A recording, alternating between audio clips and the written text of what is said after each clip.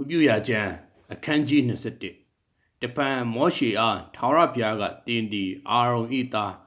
ယိပရောဟိတ်တို့အားဆင်းဆူရမည်မှာအမျိုးသားချင်းတည်သောအတွက်သင်တို့တွင်အဘယ်သူမျှညဉ့်ညူးခြင်းမရှိရ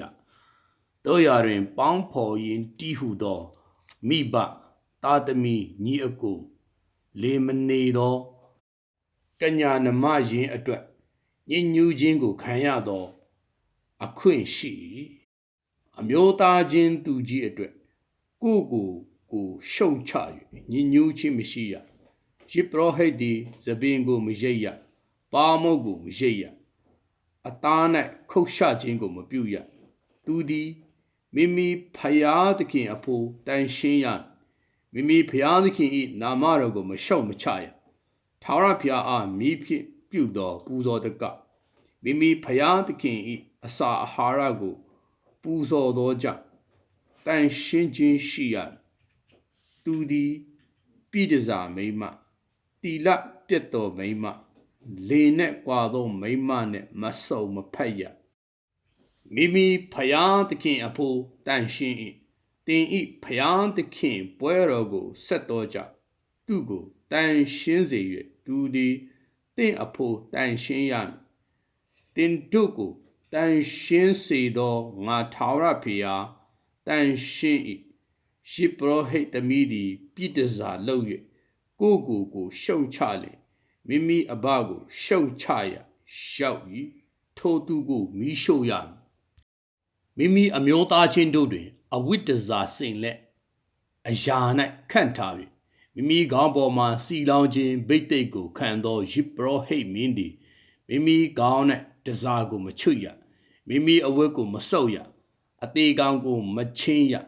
မိဘအတွက်ညဉ့်ညူးခြင်းကိုမခံရတန်ရှင်းရာဌာနတော်တဲကမထွက်ရမိမိဘုရားသခင်၏တန်ရှင်းရာဌာနတော်ကိုမရှုံမချရကြောင်းမူကားမိမိဘုရားသခင်၏ဗိတ်သိက်စီနှင့်ဆိုင်သောတင်းကျစ်ကိုဆောင်ရတော်သူဖြစ်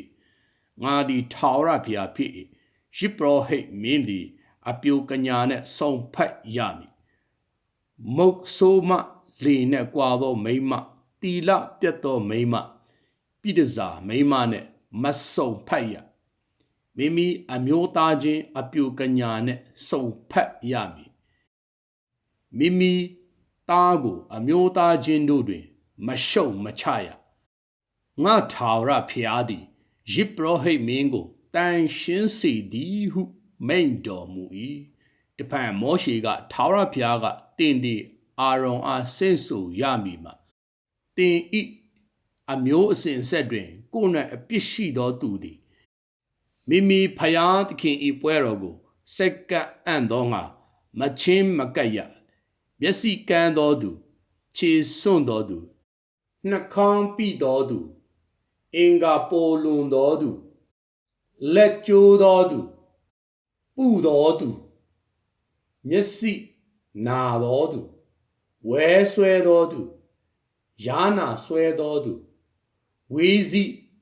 ပြက်သောသူသည်မချင်းမကပ်ရယိပရောဟိတ်အာယုံအမျိုးတွင်ကိုယ်၌အပြစ်ပါသောသူတစ်စုံတစ်ယောက်မျှထာဝရဘုရားအားမိဖြင့်ပြုသောပူဇော်တကကိုစက္ကပ်အံ့သောငါမချင်းမကပ်ရကိုယ်၌အပြစ်ပါသောကြောင့်မိမိဘုရားသခင်၏မုန့်တော်ကိုစက္ကပ်အံ့သောငါမချင်းမကပ်ရတန်ရှင်းသောမုတ်ဖြစ်စေအလွန်တန်ရှင်းသောမုတ်ဖြစ်စေမိမိဖယားသခင်၏မုန့်တော်ကိုစားရမည်ကိုယ်၌အပြစ်ပါသောကြောင့်ငါတန်ရှင်းရာဌာနအရက်တို့ကိုရှုံချမည်ကိုစိုးရိမ်၍ကလကာအတွင်းသို့မဝင်ရရစ်ပလင်သို့မချင်းမကပ်ရငါထာဝရဘုရားသည်ထိုအရက်တို့ကိုတန်ရှင်းစေသည်ဟုမိန့်တော်မူ၏မောရှိသည်အာယုန်နှင့်သူ၏သားဣသရေလအမျိုးသားအပေါင်းတို့အားဆင့်ဆိုလေ၏